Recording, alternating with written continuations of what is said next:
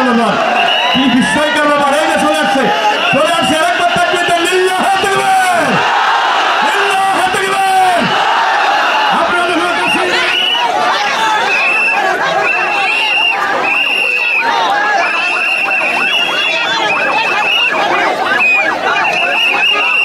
এই যুবকেরা কি আশ্চর্য ব্যাপার, কি বিস্ময়কর ব্যাপার! এই যে চলে আসছে আরেকবার তাকবীর দেন, লিল্লাহি তাকবীর, লিল্লাহি তাকবীর। আপনাদের কাছে আজকের কোরআনের মাহফিলের পক্ষ থেকে, গম্বলপুরের পক্ষ থেকে লিল্লাহি তাকবীর। আল কোরআনের আলো, আল হাদিসের আলো, কোরআন হাদিস দেখানে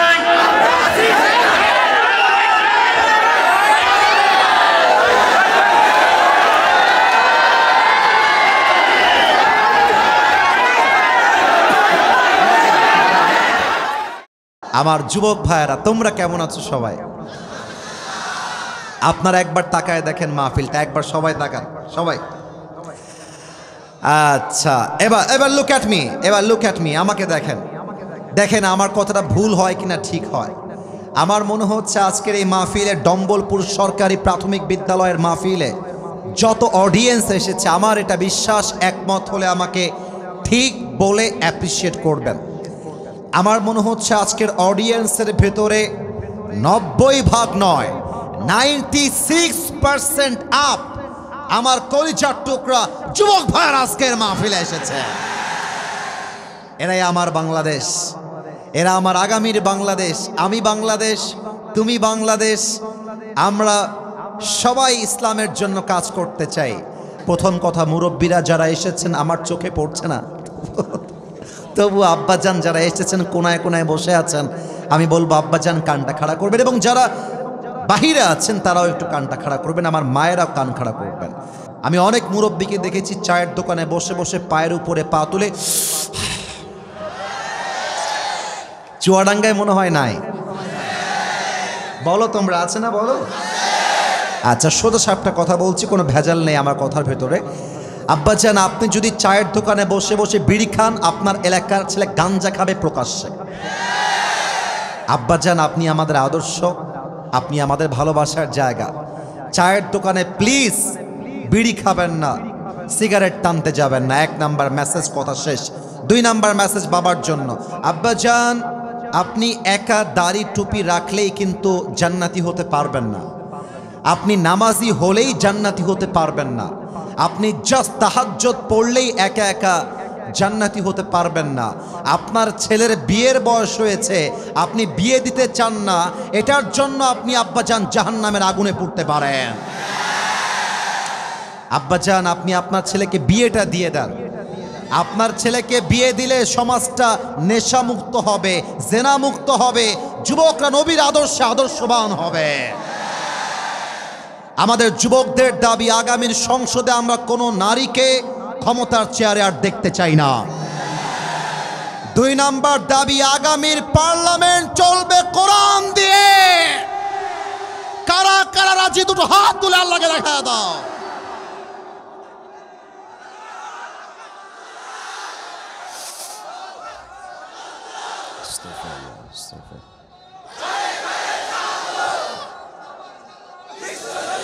সবাই থামেন, মুরব্বী সবাই থামেন। মুরব্বী আব্বাজান আপনি তাকবীর দেন, সবাই থামবে, আপনি দাঁড়ান। আব্বাজান আপনি দাঁড়ায় তাকবীর দেন, আপনার আওয়াজ আমার পছন্দ হয়েছে।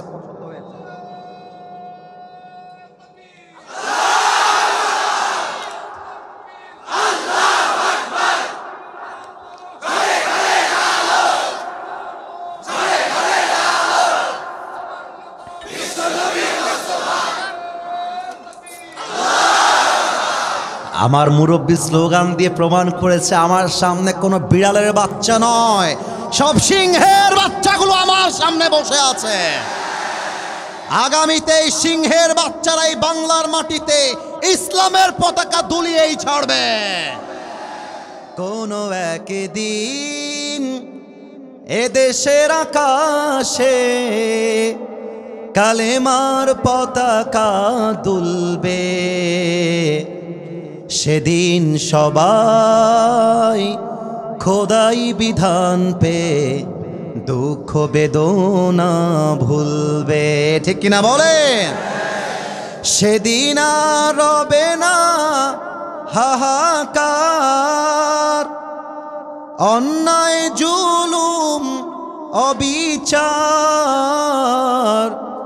থাকবে না অনাচার দুর্নীতি কদাচার, থাকবে না অনাচার দুর্নীতি কদাচার, সকলেই শান্তিতে থাকবে। সেদিন সবাই খোদাই বিধান পে দুঃখ বেদনা ভুলবে, ঠিক কিনা বলে? কোনো একদিন এদেশের আকাশে কালেমার পতাকা দুলবে, সেদিন সবাই খোদাই বিধান পে দুঃখ বেদনা ভুলবে। পড়েন সবাই আল্লাহু আকবার। আমি আমার তাফসিরে কামব্যাক করছি। বলেন তো আমাদের নবীর, আচ্ছা ফোন হারায় গেছে, যে পেয়েছেন চোর ভাই। ও ভাই, ওয়াজ মাহফিল রে ভাই, যদি পারেন ব্যাগ দিয়েন, ওইটা যদি আপনি নিয়ে যান, আপনি সোজা জান্নাতে নয়, সোজা আপনি জাহান্নামে যাবেন। ঠিক আছে কিনা বলো? আমি কি বলবো, একটা মাহফিলে আমার 9টা ফোন হারিয়েছে, 9টা। তাও কখন বলে দেই? আমার এন্ট্রি নেওয়ার সময়। ওরা জানে আসিফ হুজুর যখন আসবে যুবকরা হুমড়ি খেয়ে পড়বে, বাস। মাল যাহা ভি হো হামে তো লেনা হি হোগা। বিশ্বাস করুন, সত্য বলছি, ফরিদপুরে 9টা ফোন এন্ট্রির সময় হারায় গেছে। চুয়াডাঙ্গার শহরে 3টা ফোন হারায় গেছে, কয়েকদিন আগে কথা বলতেছি। এটা কইরেন না, কলিজার ভাই, আপনার পায়ে আমার হাত। আল্লাহ যে ফোনটা পেয়েছে যদি ফিরায় দেয়, তুমি তাকে 4টা বউ দিয়ে দাও, তাও ফেরত দে বাপ, তাও ফেরত দে। তাকবীর দে, নারে তাকবীর। এই 4টা বউ মজার জন্য বললাম, বউ একটাই এনাফ। আচ্ছা, আমরা আর মজা না করি, আমরা তাফসিরে ফিরে আসি। আমাদের নবীর নামটা আমরা একটু জবান খুলে পড়তে চাই, মুহাম্মাদুর রাসূলুল্লাহ। এ ছি ছি ছি, এত আস্তে আস্তে বললে কি হয়? আর একবার নবীর নামে দুরূদ পাঠ করি, মুহাম্মাদুর রাসূলুল্লাহ আলাইহি ওয়াসাল্লাম, সাল্লাল্লাহু আলাইহি ওয়াসাল্লাম। আমরা কোরআন থেকে, হাদিস থেকে আমার নবীর জীবনের 3টা আদর্শ নিয়ে কথা বলতে চাই। চুয়াডাঙ্গাবাসী বেঁচে থাকলে উত্তর দেন, বলেন সবাই কয়টা? পেছনে আওয়াজ নাই, আরো জোরে, কয়টা? আমরা নবীর উম্মত হতে পেরে খুশি না বেজার? আচ্ছা, একটা প্রশ্ন করি, ইমানের প্রশ্ন, দেখা যাক গায়ে জোর আছে কিনা। নবীকে আমরা ভালোবাসি নাকি বাসি না? নবীর জন্য যদি জীবন দেওয়ার প্রশ্ন আসে, জীবন দেওয়ার জন্য রাজি আছি কিনা? এবার আমার দিকে তাকায় বলেন তো, আমার মুখে এই লম্বা লম্বা, এটার নাম কালো কালো কি? আওয়াজটা পারফেক্ট, আর একবার, এটার নাম কি? কেউ যেন পাম দিয়েন না আমাকে, যা বলবেন সত্য। তোমরা বলবা, তোমরা বলবা, আপনারা বলবেন। আমাকে দাড়িতে নবীর আদর্শ অনুযায়ী আমি যে দাড়িটা রেখেছি, আমাকে আনস্মার্ট লাগতেছে? এত আস্তে কেন? আনস্মার্ট লাগতেছে? খ্যাত লাগতেছে? অনেক মেয়ে দেখবা দাড়ি দেখলে চুলকানি শুরু হয়ে যায়।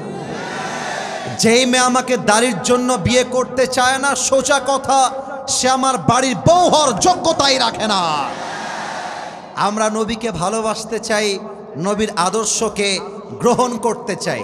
এবার আমরা প্রত্যেকটা শিক্ষাকে কোরআনের আয়াত দিয়ে হাইলাইট করতে চাই। বলেন তো সবাই কয়টা শিক্ষা? 1 নাম্বার শিক্ষা নবীর জীবন থেকে ক্ষমা।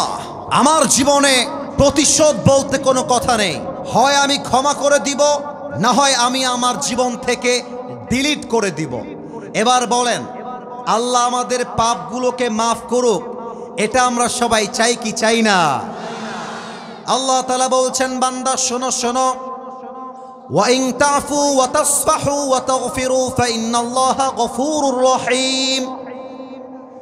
তোমরা যদি ক্ষমা করো, তোমরা যদি দয়া করো, মায়া করো, তোমরা যদি একে অপরকে ক্ষমা করতে পারো, তোমাদেরকেও ক্ষমা করবে একজন। আওয়াজ দিয়ে বলেন সবাই, তিনি কে? একটা হাদিস শোনায়, নবীজির হাদিস। আমার দুই হাতের দিকে তাকান। এই যে ডানে একটা বাঁশ, বামে একটা বাঁশ, দেখা যায় নাকি যায় না? আমার নবীজি একটা গাছের নিচে শুয়ে আছেন, আর নবীর তরবারিটা নবীর একদম পিঠ বরাবর সামনে আছে, পেট বরাবর। এক কাফের বেদুইন নবীর কাছে আসছে, তরবারিটা এমন করে তুলে নিয়ে ডাক দিয়ে বলছে, ইয়া মুহাম্মদ, বলো তোমাকে আমার হাত থেকে কে বাঁচাবে? আমার নবীজি ঠাস করে ঘুম থেকে উঠে চোখ খুলে দেখছেন কাফের তরবারি নিয়ে এমন করে দাঁড়িয়ে আছে, আর বলছে, কে বাঁচাবে বলো? আমার নবীজি এক বাক্যে বলছেন, আল্লাহ। সুবহানাল্লাহ পড়বেন না আপনারা সবাই? যখনই বলেছে আমাকে আমার আল্লাহ বাঁচাবে, ওই কাফেরটা থরথর থরথর করে কাঁপতে শুরু করেছে। এবার আল্লাহর রাসূল যখন দেখেছে সে কাঁপতে শুরু করেছে, তার হাত থেকে তরবারিটা মাটিতে পড়ে গেছে। এবার আল্লাহর রাসূল আমাকে দেখেন, আমাকে দেখেন, তরবারিটা এমন করে তুলে নিয়েছে, বলছে, এইবার বল তোকে আমার হাত থেকে কে বাঁচাবে? ওই বেটা বলছে, আমাকে শুধুমাত্র আপনিই বাঁচাবেন, আমাকে আর কেউ বাঁচাইতে পারবে না। এবার নবীজি বলছে, আরে যাও, তোমাকে আঘাত করে আমার কোনো লাভ নাই, আমি তোমাকে আমার আল্লাহর জন্য ক্ষমা করে দিলাম। সুবহানাল্লাহ পড়বেন না আপনারা সবাই?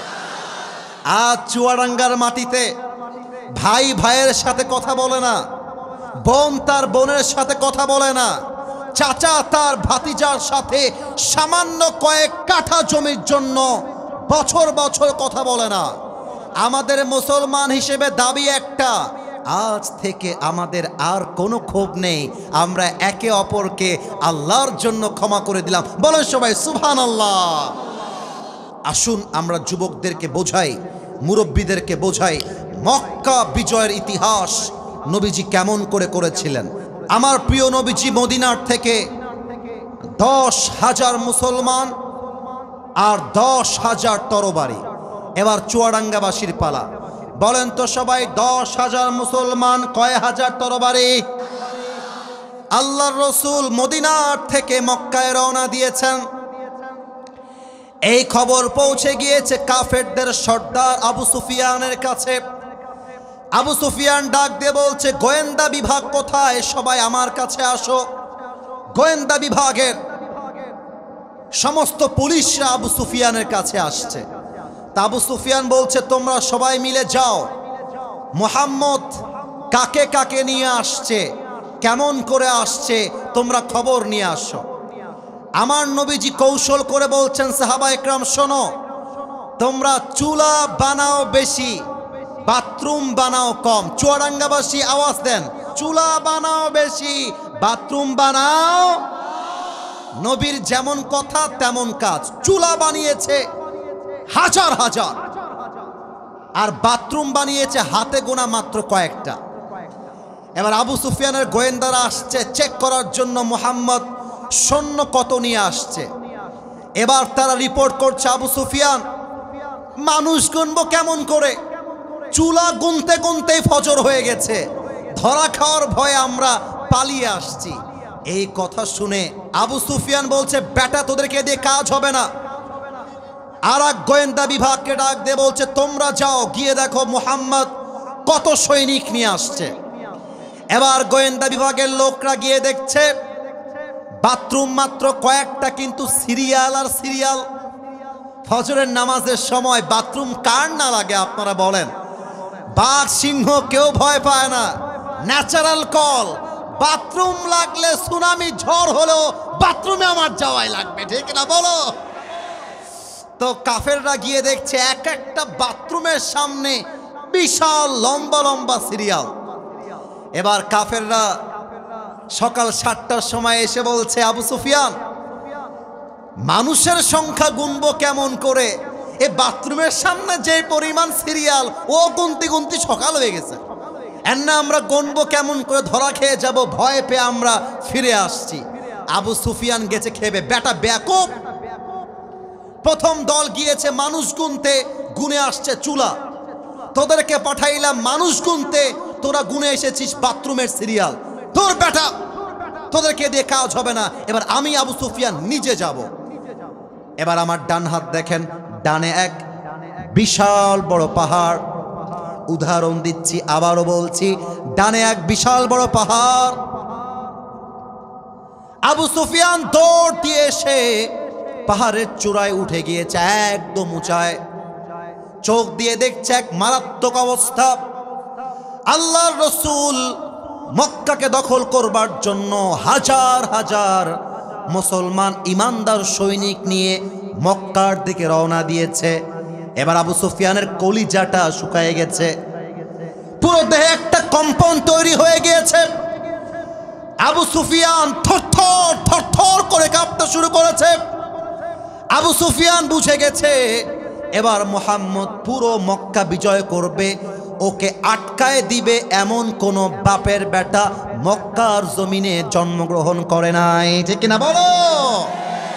এবার আবু সুফিয়ান থরথর করে কাঁপতে কাঁপতে, আমাকে দেখেন, পেছনে টার্ন নিয়েছে বাসায় যাওয়ার জন্য। তাকায় দেখছে আব্দুল্লাহ ইবনে আব্বাস আসতেছে, নবীর চাচা আব্দুল্লাহ ইবনে আব্বাস। বলছে, আব্দুল্লাহ ইবনে আব্বাস স্টপ, থামো থামো, আব্দুল্লাহ ইবনে আব্বাস থামো, তোমার সাথে আমার কথা আছে। আব্দুল্লাহ ইবনে আব্বাস বলছে, কি কথা বলো? বলছে, আচ্ছা তোমার ভাতিজা, ও আচ্ছা আচ্ছা, খুব শক্তি তাই না? মক্কার থেকে মুখ ঢেকে পালিয়ে গিয়েছিল, আজ সেই মক্কা দখল করতে চায়, খুব সাহস, খুব অহংকার হয়ে গেছে তাই না? আব্দুল্লাহ ইবনে আব্বাস বলছে, এই বেটা আবু সুফিয়ান, তোর চোখে শয়তান ধোঁকা দিয়েছে, একবার তাকায় দেখ। এটার নাম অহংকার নয়, এটার নাম দাম্ভিকতা নয়, এটার নাম কোনো বাদশাহী নয়, এটাকে বলে আল্লাহর পক্ষ থেকে আসা মুসলমানদের বিজয়, ঠিক কিনা বলো? এবার নবীজি বলছে, মুসলমান তোমরা আমার কথা শোনো। এক, তোমরা যখন মক্কায় দখল করতে যাবে, তোমরা কোনো বৃদ্ধার গায়ে হাত তুলবে না। নাম্বার 2, তোমরা কাউকে আমার পারমিশন ছাড়া গ্রেফতার করবে না। 3 নাম্বার, মক্কায় তোমরা কোনো গাছপালা কাটবে না। 4 নাম্বার, মক্কায় যখন প্রবেশ করবা মানুষকে আতঙ্কিত করবা না, ভদ্রতার সাথে আদবের সাথে থাকবা, যেন মানুষ বোঝে ইসলাম মানে আতঙ্ক নয়, ইসলাম মানে শান্তির ধর্ম, ঠিক কিনা বলেন? এবার নবীজি 10,000 সৈন্য নিয়ে কাবার চত্বরকে ঘিরে ধরেছেন। খাব্বাবকে যে হত্যা করেছে, খুবাইবকে যে মেরেছে, সুমাইয়াকে যে তীর নিক্ষেপ করে শহীদ করেছে, সব কাবার চত্বরে দাঁড়িয়ে আছে আর থরথর করে কাঁপছে, আজ বুঝি আমার জীবনের শেষ দিন হয়ে যাবে। এবার নবীজি বলছে, তোমরা থামো, তোমরা দাঁড়াও এক পাশে। কাফেররা দাঁড়িয়েছে। এবার নবীজি ডাক দিয়ে বলছে, ইয়া মা'শারা কুরাইশ, মা তাদুন্নুনা আন্নী ফাইলুন বিকুম। Oh, the people of Quraysh, what you are expecting from me, how I will behave with you. এই মক্কার কুরাইশরা বলো, তোমরা আজকে মুহাম্মদের থেকে কেমন ব্যবহার আশা করো? এক কাফেরদের সর্দার, কুরাইশদের সর্দার দাঁড়িয়ে গিয়েছে, ডাক দিয়ে বলছে, খায়রন আখুন কারীম ওয়াবনু আখিন কারীম, nothing but you are a noble brother. তুমি আমাদের ভাইয়ের মতো, আমরা চাই একজন ভ্রাতুষ্পুত্র যেমন তার ভাইয়ের সাথে ব্যবহার করবে, তুমি মুহাম্মদ সেম ব্যবহার আমাদের সাথে করবে। এবার মুহাম্মদুর রাসূলুল্লাহ সাল্লাল্লাহু আলাইহি ওয়াসাল্লাম যে ঘোষণা দিয়েছেন, আমি সেই ঘোষণা বলবো, আর আমি দেখতে চাই আপনারা সুবহানাল্লাহ কত জোরে বলতে পারেন। আল্লাহর রাসূল ডাক দিয়ে বলছেন, কুরাইশরা শোনো, লা তাথরিবা আলাইকুমুল ইয়াউম, আমি মুহাম্মদ এলান করলাম আজ তোমাদের উপরে আমার কোনো ক্ষোভ নাই। ইযহাবু ফাআনতুমুত তুলাকা, আমি তোমাদের সবাইকে আল্লাহর দিকে তাকিয়ে ক্ষমা করে দিলাম। না, এটা চুয়াডাঙ্গার সুবহানাল্লাহ হয়নি, আরেকবার, তাও হয়নি, আরেকবার। যেখানে নবীজি চাইলে প্রতিশোধ নিতে পারতেন, তিনি ক্ষমা করে প্রমাণ করেছেন ইসলাম প্রতিশোধের ধর্ম নয়, ইসলাম হলো একে অপরকে ক্ষমা করে দেওয়ার ধর্ম। ঠিক কিনা বলো? In the history of mankind, never has been anyone shown such a greatness in forgiveness as the last messenger Muhammad sallallahu alaihi wasallam, when all of his enemies under his feet and he forgave them on and all, showing the world the true meaning of mercy, compassion and humanity. আমার নবী ক্ষমা করে প্রমাণ করেছেন আমরা কাউকে প্রতিশোধে বিশ্বাসী নই, আমরা ক্ষমা করে শান্তির রাষ্ট্র কায়েম করতে চাই। ঠিক কিনা বলো? এবার একটা প্রশ্ন করছি, কেউ যেন বেঁধে না যায়। বলেন তো আমার নবীজির কলিজার টুকরা সবচেয়ে আদরের মেয়ে কি নাম? এবার বলেন তো ফাতেমার স্বামীর নাম কি? Good, very good. লাস্ট প্রশ্ন, এটা বাচ্চাও পড়বে। ফাতেমার গর্ভ থেকে আল্লাহ তাআলা দুইজন জান্নাতের সর্দার দিয়েছিলেন, এক হাসান, দুই। আচ্ছা, দুইটা নাম একসাথে বলেন, কি কি নাম? আর একবার, হাসান এবং আলীকে দেখলে কি সাহস কম মনে হয় না বেশি? আলীর নাম শুনলে কি বুকের পাটা কম মনে হয় না বেশি? দেখেন আলীর তাওয়াক্কুল কাকে বলে। আর ছেলে পেলেকে একটা কথা বলে দেই, এই রাস্তাঘাটে মেয়ে পছন্দ হইলে লাইন মারতে যেও না, সোজা গিয়ে মেয়েকে বলবা আপনার বাবার নাম্বার হবে কিনা। যদি তোমাকে মেয়েটা বাবার নাম্বার দেয়, বাবাকে কল দিবা, this is Asif from Chuadanga Alamdanga, this is Hossain from Chuadanga, this is what ever your name is. আগে নিজেকে ইন্ট্রোডিউস করো, আমি অমুক ছেলে, বাড়ি এখানে, the job I am doing is like that, এটা আমি করছি, এটা আমার কাজ, নেক্সট আমার এটা ড্রিম, আমার বাবা আমার মা এখানে বাসা, and this is my identification, এটা আমার পরিচয়। আচ্ছা আব্বাজান, আপনার একটা মেয়ে আছে, নাম হচ্ছে সাদিয়া। আচ্ছা সাদিয়া বা, সাদিয়ারা এই যুবকদের জীবন বেশি নষ্ট করে দিয়েছে, সাদিয়া বা। আচ্ছা মনে করো জায়নাব, মনে করো ফাতেমা, আপনার মেয়েকে আমার পছন্দ, আমি বিয়ে করতে চাই। যদি আপনার মনে হয় যে আপনি আমাকে দেখবেন, একটা চান্স দেন, আমি আমার বাবা মাকে আপনার বাসায় নিয়ে যাই, কথা বলি, খাপে খাপে মিলে গেলে মঞ্জুর বাপ, না মিলে গেলে তু নেহি তো কোই और সহি, কোই और নেহি তো কোই और সহি। কথা একটা, রাস্তাঘাটে মেয়ে দেখলে ইফটিজিং নয়, সোজা গিয়ে বুকের পাটা দিয়ে বিয়ের প্রস্তাব দেওয়া লাগবে, এটার নাম মরদের কাজ। ফাতেমার প্রতি আলীর পছন্দ দেখো, ফাতেমাকে পছন্দ, ফাতেমাকে কিছুই বলে নাই, নবীজিকে বলছে ইয়া রাসূলুল্লাহ আপনার মেয়েকে বিয়ে করতে চাই, আপনি কি আপনার মেয়েকে দিবেন? নবীজি বলছে আমি দিব না মানে? তোমার আর ফাতেমার বিয়ে তো আল্লাহর পক্ষ থেকে ফায়সালা, সুবহানাল্লাহ পড়বেন না আপনারা? এবার দেখেন আলীর তাওয়াক্কুলটা কত ছিল, এইটা বলেই আমরা দোয়ার দিকে যাব। কাফেরদের এক বিশাল বাহাদুর, তার নাম হচ্ছে আমর বিন মারহাব। আপনারা বলবেন জাস্ট মারহাব, আমি বলছি আমর বিন, দেখা যাক আওয়াজ আসে কিনা। আমর বিন, কাফেরদের সর্দার বীর বাহাদুর আমর বিন মারহাব মদিনায় আসছে, এসে বলছে এই মুসলমানের বাচ্চারা, কার বুকের পাটা আছে আমার সামনে আয়, আমার সঙ্গে যুদ্ধ কর। কোন মুসলমান হাত বাড়ায় না। এবার আমার দিকে তাকান, আলী তার হাতটা তুলেছে, ডাক দিয়ে বলছে ইয়া রাসূলুল্লাহ আপনি আমাকে চান্স দেন, এমন একটা কোপ মারবো আমর বিন মারহাবের কল্লা 40 হাত দূরে পড়বে। আল্লাহু আকবার। নবীজি বলছে আলী বসো, তোমার বয়স কম, বাচ্চা, তুমি বসো, কিন্তু মাথায় রাখতে হবে ছোট মরিচের। আলী চুপচাপ চুপচাপ বসে গেছে এমন ভাবে।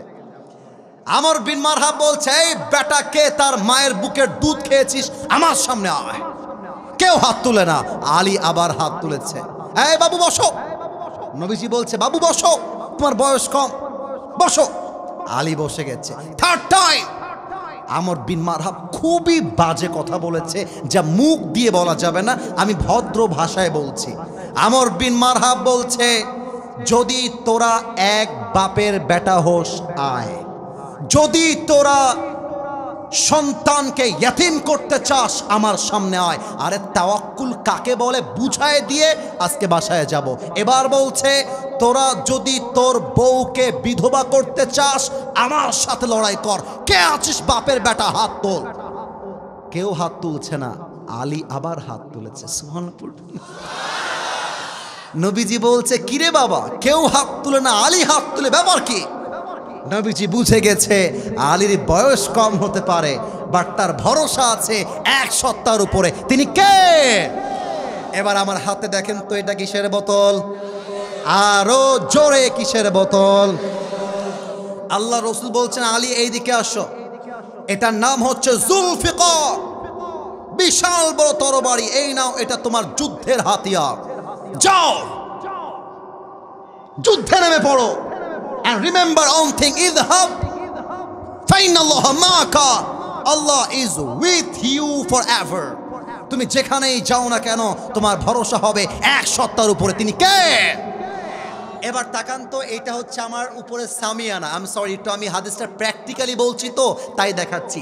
এটার নাম সামিয়ানা। চুয়াডাঙ্গাবাসী, এটার নাম কি আনা? সামিয়ানা কি নিচুতে না উঁচুতে? আচ্ছা, আমি যদি দাঁড়িয়েও যাই তবুও ধরা যাবে না, এত উঁচুতে। তো আমি হাদিসটা বলছি প্র্যাকটিক্যালি, আমার চেহারা দেখবেন। আমর বিন মারহাব হচ্ছে ইয়া বড়, এত উঁচা, হাইট হচ্ছে হাই লেভেল, অনেক টল, অনেক লম্বা।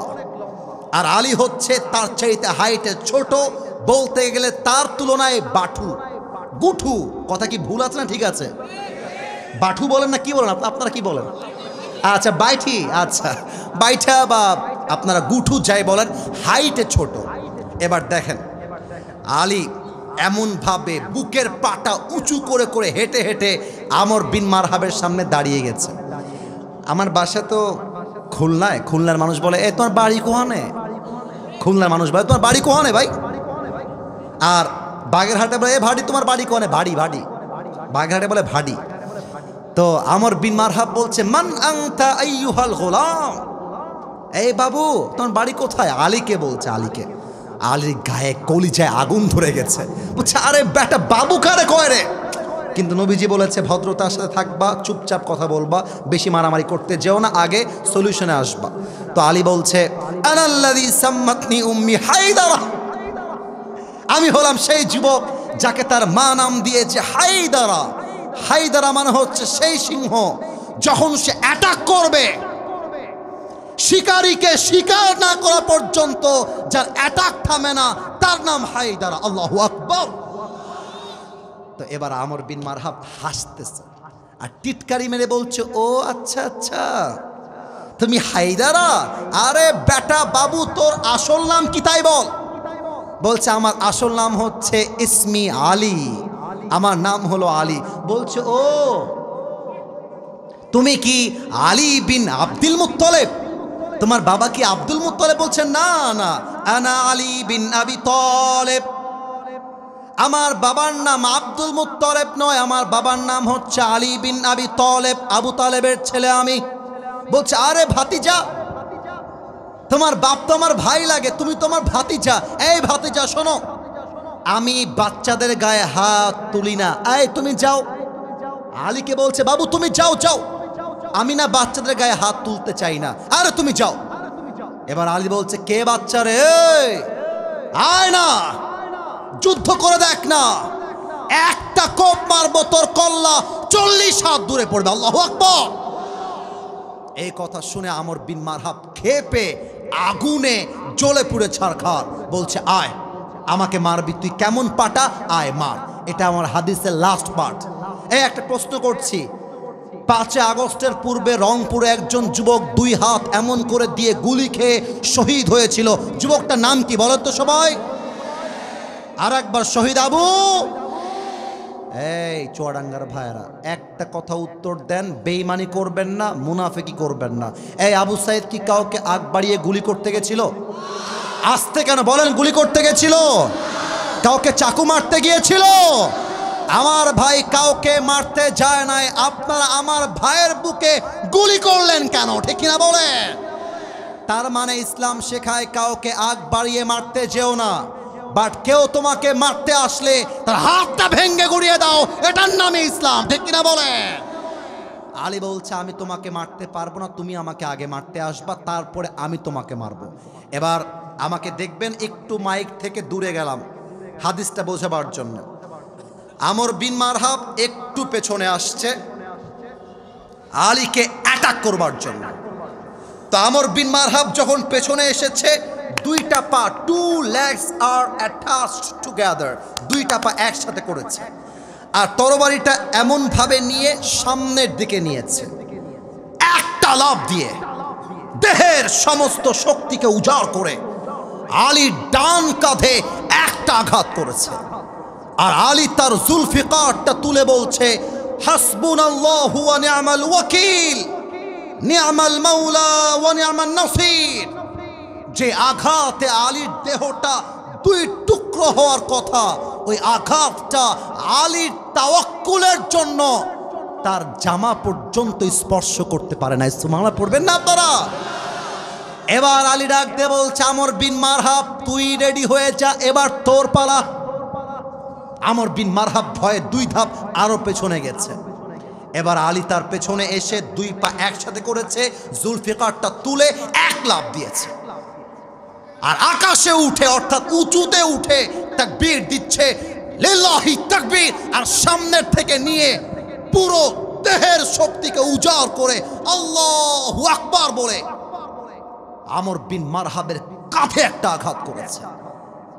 আমর বিন মারহাব তার রণকৌশল দিয়ে, তার তরবারি দিয়ে এমন ভাবে আঘাতটাকে ডিফেন্স দিয়েছে, বাট আলীর আঘাতে এত জোর ছিল, ঢাল ভেঙ্গে, তরবারি ভেঙ্গে পুরো দেহটা এক কোপে কেটে আলাদা হয়ে জমিনে ছিটকে পড়ে গেছে। আল্লাহু আকবার। আমার সামনে টেবিল না থাকলে দেখাই দিতাম আলী কেমন করেছিল। আলী তার জুতা দিয়ে লাফাইতে লাফাইতে বডি, কিন্তু এই যে আমাকে দেখেন, এই কেটে গেছে, এই পাশে একটা, এই পাশে একটা, কথা কি বোঝা যায় তো নাকি? মানে কেটে আলাদা হয়ে গেছে। তো এক পাশে যে বডিটা পড়ে আছে, লাথি মেরে মেরে মিলাইছে। এবার বুটের জুতা আমর বিন মারহাবের বুকে রেখেছে আর বলছে, কাইফা তুকাতিলুনি আনতা তা'বুদু হাজারান ওয়া আনা আবদু রাব্বি মুহাম্মদ। এই বেটা কাফের, তুই আমাকে মারবি কেমন করে? তুই বেটা মূর্তির পূজারী আর আমি আল্লাহকে তাওয়াক্কুল করি। আর যেই বান্দা আল্লাহকে তাওয়াক্কুল করে, কোন কাফের বেঈমান তার একটা চুলকে বাঁকা করবার ক্ষমতা রাখে না। ঠিক কিনা বলে? অতএব যারা ভয় পান যে মুসলমানদের সংখ্যায় কম, আগামীর সংসদ কোরআনের হবে কিনা, এত কথা নাই। বাংলার মুসলমান রাস্তায় নামবে, বুক পেরে দিয়ে বলবে, আমার বুকের তাজা রক্ত দিয়ে শহীদ হওয়ার জন্য প্রস্তুত আছি। বাট দাবি আমার একটাই, আগামীর সংসদে আইন পাশ করতে হবে, আমার নবীর শানে কেউ যদি গালি দেয়, কটাক্ষ করে, তাকে বাইতুল মুকাররমের সামনে ফাঁসির কাস্টে ঝুলিয়ে হত্যার রায় পাশ করতে হবে। হাত তুলে বলো সবাই, ঠিক কিনা? নারে তাকবীর।